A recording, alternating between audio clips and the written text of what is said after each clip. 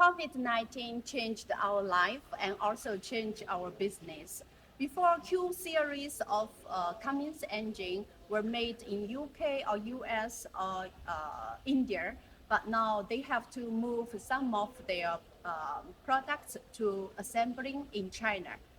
This QSK50-G6 suitable for standby 2000 kVA. Before they built them in UK, now they move to China.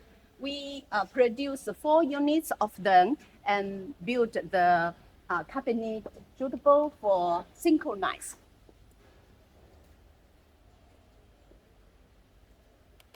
Using deep sea controller and Chinese motorized circuit breaker.